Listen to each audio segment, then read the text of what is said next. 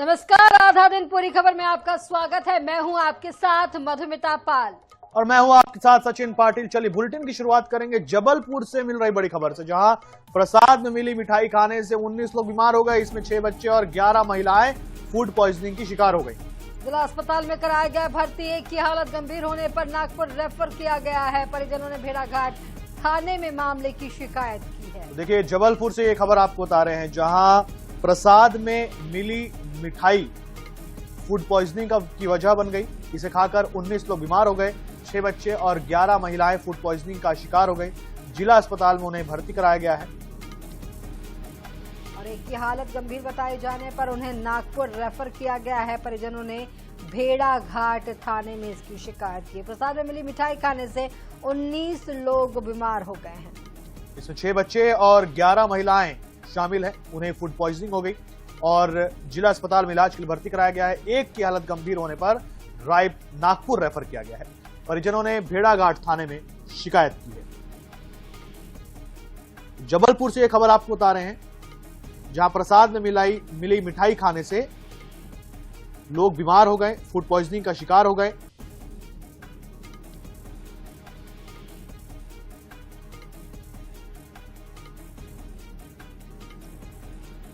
जबलपुर से संवाददाता संजय साहू हमारे साथ सीधे जुड़े हुए हैं। संजय, यहां 19 लोग प्रसाद मिली मिठाई खाने से बीमार हो गए।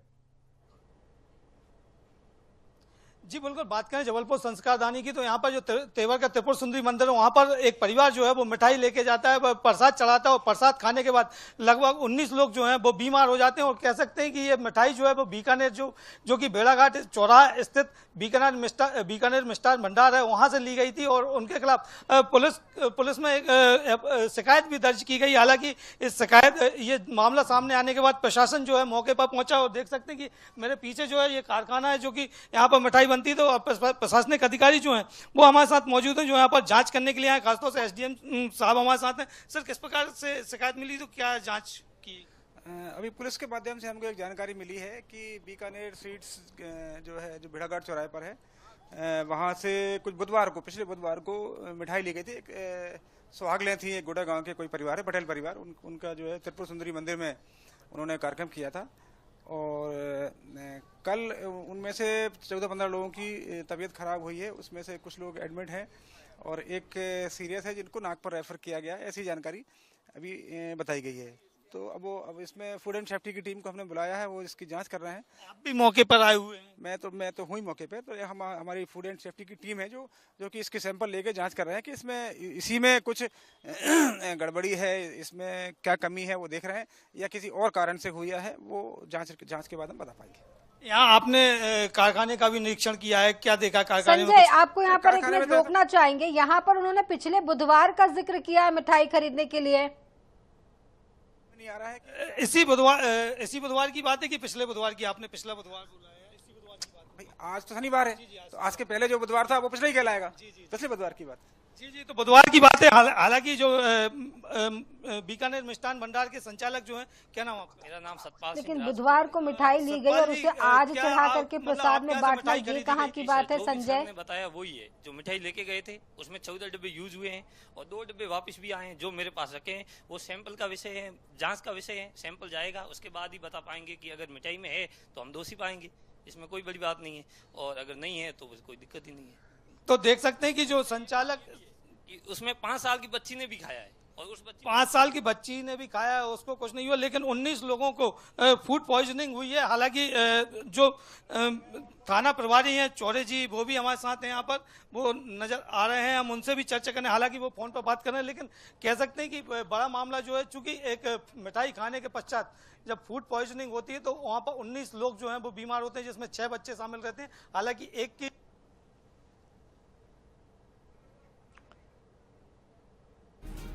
जी संजय, बहुत बहुत शुक्रिया इस पूरी जानकारी के लिए। तो बता दें कि एक की हालत गंभीर यहाँ पर बताई जा रही है। परिजनों ने भेड़ाघाट थाने में इसकी शिकायत की है।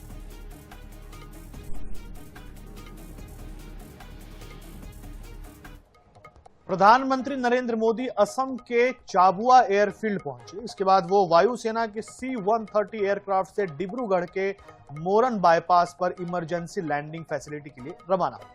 पीएम का प्लेन डिब्रूगढ़ के पास मोरन बाईपास पर बने ELF पर उतरा। ये एयर स्ट्रिप्स सैन्य रणनीति के लिए अहम है क्योंकि ये इलाका चाइना बॉर्डर से लगभग 300 किलोमीटर की दूरी पर है। वायुसेना ने ELF को नॉर्थ ईस्ट में इमरजेंसी के दौरान मिलिट्री और सिविल एयरक्राफ्ट की लैंडिंग और टेक ऑफ में मदद करने के लिए बनाया है। इससे नॉर्थ ईस्ट में प्राकृतिक आपदाओं, युद्ध जैसे हालत में बचाव और राहत ऑपरेशन में तेजी आएगी। मोरन हाईवे पर पीएम की मौजूदगी में राफेल, सुखोई समेत 16 लड़ाकू विमान एरियल शो किया। इस दौरान हाईवे से ही विमानों की लैंडिंग और टेक ऑफ करके दिखाया गया। इसके साथ ही पीएम मोदी ने गुवाहाटी में 5,450 करोड़ के प्रोजेक्ट्स का उद्घाटन भी किया। साथ ही गुवाहाटी में ब्रह्मपुत्र नदी पर बने कुमार भास्कर वर्मा सेतु का उद्घाटन किया। तो ये देखिए आप एयर स्ट्रिप पर ये फाइटर जेट्स इस तरीके से लैंड किया। तो जिस तरीके से आपको बताया कि ये जो एरिया है वो चीन बॉर्डर से मात्र 300 किलोमीटर दूर है। लगातार चीन भी अपना सैन्य इंफ्रास्ट्रक्चर बॉर्डर इलाके पर विकसित कर रहा है, तो भारत भी कहीं पीछे नहीं हट रहा है। भारत भी एयर स्ट्रिप्स का निर्माण हो रहा है, ब्रिजेस का निर्माण हो रहा है, ताकि सैन्य आपदा स्थिति में भारत अपने सैन्य उपकरण जेट्स को जल्द से जल्द बॉर्डर एरियाज पर उतार सके। इस वजह से ये सब कुछ हो रहा है। डिब्रूगढ़ में पीएम मोदी ने एयर शो भी देखा, कुमार भास्कर वर्मा सेतु का उन्होंने उद्घाटन भी किया। असम के गुवाहाटी में पीएम मोदी ने किया कुमार भास्कर वर्मा सेतु का उद्घाटन। डिब्रूगढ़ में देखा वायु सेना का शौर्य। राफेल, सुखोई समेत 16 विमानों के एयर शो में उन्होंने हिस्सा लिया। हाईवे पर हुई फाइटर जेट्स की लैंडिंग। तो आप तस्वीरें देख पा रहे हैं, एक तरीके से ये जो सैन्य शक्ति है वो यहाँ पर दिखाई पड़ रही है। जिस तरीके से यहाँ से महज 300 किलोमीटर की दूरी पर ही चाइना बॉर्डर है और जिस तरीके से भारत सरकार अपनी सैन्य शक्ति को यहाँ पर मजबूत करती नजर आ रही है। और इसी के साथ प्रधानमंत्री ने 5,000 करोड़ के प्रोजेक्ट्स का उद्घाटन भी किया।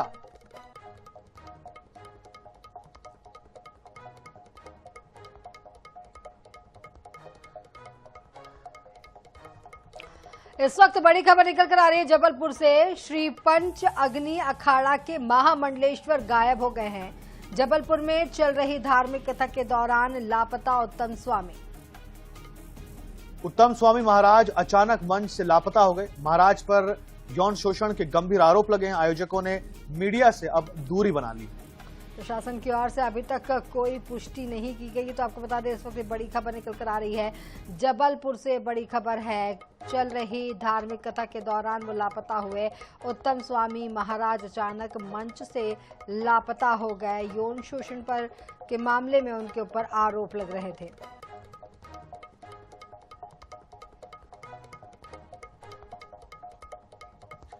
खबर रीवा से है। 1 महीने से ज्यादा समय से लापता मऊगंज से विधायक प्रदीप पटेल के मामले में डिप्टी सीएम राजेंद्र शुक्ल ने खुलासा कर दिया है। डिप्टी सीएम राजेंद्र शुक्ल ने कहा है कि मऊगंज विधायक प्रदीप पटेल कोलकाता में हैं। उन्होंने कहा कि मेरी उनसे बात हुई है और किसी भी प्रकार का कोई खतरे का सवाल नहीं है। गौरतलब है कि मऊगंज विधायक प्रदीप पटेल पिछले 1 महीने से ज्यादा समय से नजर नहीं आए हैं।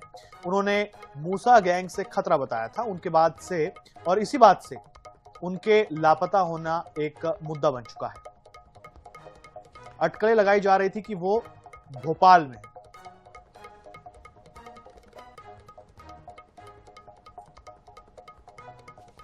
कि जो मऊगंज विधायक है वो लापता है, भूमिगत है। आपकी क्या इस संबंध में चर्चा हुई है मऊगंज विधायक? हमारी उनसे बात हुई है, वो कलकत्ता में है और किसी भी प्रकार का कोई खतरा का कोई सवाल ही नहीं है। सुकमा जिले के पुवर्ती गांव में उस समय हलचल मच गई जब तेलंगाना और आंध्र प्रदेश से 70 से 80 माओवादी समर्थक शमशान घाट पहुंचे। वे नक्सली कमांडर हिरमा और उसकी पत्नी राजे की चिता स्थल पर कार्यक्रम दिनक्रिया कर रहे थे।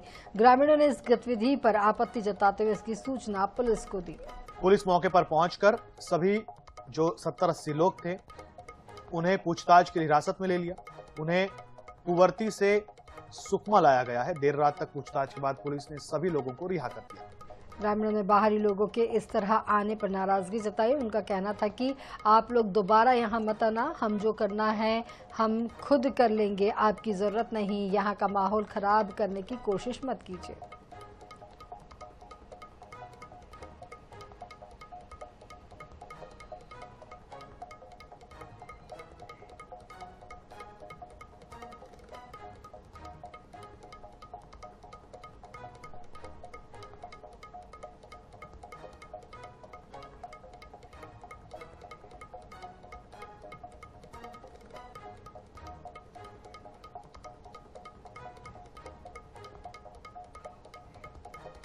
इस वक्त बड़ी खबर निकल कर आ रही है। कांकेर से नक्सलियों के हथियारों का जखीरा बरामद किया गया है। कांकेर नारायणपुर बॉर्डर में मिले नक्सलियों के हथियार।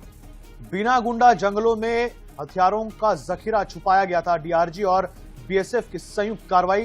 बीजीएल लॉन्चर, 30 नग बीजीएल, 4 आईईडी, 2 बंदूक बरामद हुए। आईडी बनाने का सामान भी मिला है। छोटे बेटिया थाना का ये पूरा मामला बताया जा रहा। तो इस वक्त बड़ी खबर निकल कर आ रही है। कांकेर से छोटे बेटिया थाना क्षेत्र का ये पूरा मामला है। तस्वीरें आप देख पा रहे हैं यहाँ पर। यहाँ 4 आईडी, 2 बंदूक बरामद की गई हैं। तस्वीरें देखिए, यहाँ पर बड़ी संख्या में हथियार बरामद किया गया है। बिल्कुल, तो देखिए लगातार नक्सल मोर्चे पर कामयाबी मिल रही है और हथियारों का जखीरा यहाँ पर बरामद हुआ है, जो कि नक्सलियों ने छिपा करके रखा हुआ था। ऑपरेशंस में नक्सली इन हथियारों को जवानों के खिलाफ इस्तेमाल करते, लेकिन उससे पहले ही जवानों ने ये जखीरा बरामद कर लिया। यहां आईईडी बनाने का सामान भी मिला है। बीजीएल और बीजीएल 30 बीजीएल लॉन्चर यहां पर मिले हैं। उसके साथ साथ आपको बता दें कि बिना गुंडा जंगलों में छिपा रखा था हथियारों का जखीरा। 4 आईडी, 2 बंदूक भी यहां पर बरामद की गई। तो तस्वीरें आप देखिए कि नक्सलवाद का खात्मा बहुत करीब है, लेकिन उसके बाद भी इनकी हरकतें कम होती नजर नहीं आ रही हैं। इस मामले पर ज्यादा जानकारी के लिए हमारे साथ गौरव श्रीवास्तव जुड़ रहे हैं। गौरव, यहाँ पर बीजीएल लॉन्चर, 30 नग बीजीएल, 4 आईडी, 2 बंदूक बरामद की गई। बड़ी संख्या में यहाँ पर ये जखीरा बरामद किया गया है। क्या कुछ जानकारी निकल कर आ रही है? जी बिल्कुल, देखिए ये कांकेर और नारायणपुर जिले का बॉर्डर इलाका है और ये अबुझ मार्ग से लगा हुआ इलाका है। इसी इलाके में नक्सली जो है लंबे समय तक सक्रिय रहे हैं, लेकिन अब जिस तरीके से फोर्स का दबाव है, नक्सली छोटे छोटे टुकड़ों में बट गए हैं और पूरा एरिया ये खाली कर चुके हैं। अब पुलिस जब इस इलाके में लगातार सर्च ऑपरेशन चला रही है, तो नक्सलियों ने जो सामान वहां पर डंप किया था वो लगातार बरामद हो रहे हैं। कुछ दिन पहले भी यहाँ से 9 आईडी बरामद हुई थी और एक बार फिर अब बीना गुंडा के जंगलों से जो है भारी मात्रा में नक्सलियों का डंप बरामद किया गया है। लगातार इस तरह की सफलताएं मिल रही हैं, जिससे सुरक्षा बल का मनोबल भी बढ़ रहा है और वो दिन दूर नहीं है जब इस इलाके से नक्सलवाद पूरी तरीके से खत्म कर दिया जाएगा। जी बिल्कुल गौरव, जानकारी के लिए बहुत धन्यवाद आपका। तो देखिए बड़ी मात्रा में हथियारों का जखीरा बरामद हुआ है और जिस तरीके से हमारे संवाददाता गौरव ने बताया कि लगातार इस एरिया से ऐसा हथियारों का जखीरा जो है वो बरामद किया जा रहा है। यहाँ आईईडी बनाने का सामान भी मिला। ये एक्सक्लूसिव तस्वीर भी हम आपको दिखा रहे हैं।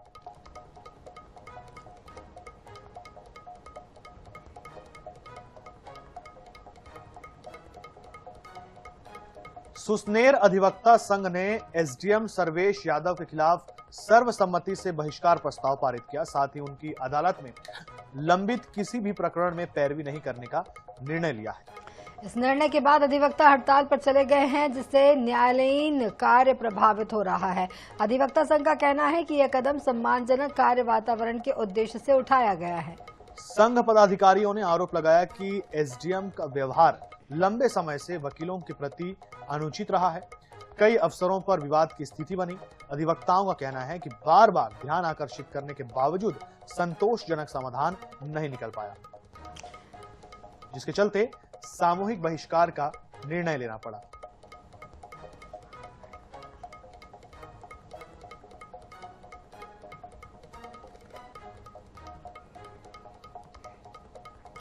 इंदौर में क्रिप्टो करेंसी लूट के 2 आरोपी पुलिसकर्मियों को बर्खास्त कर दिया गया है। दोनों ही पुलिसकर्मियों ने 2 आरोपियों के साथ मिलकर क्रिप्टो ट्रेडर से 4000 यूएसडीटी और 2.5 लाख रुपए लूट लिए थे, जिसके बाद पुलिस महकमे में खलबली मच गई और चारों आरोपियों की गिरफ्तारी के साथ ही दोनों पुलिसकर्मियों अविनाश चंद्रवंशी और मनोज मालवीय के खिलाफ विभागीय जांच भी शुरू की गई थी। इस मामले में सभी आरोपी जेल में बंद।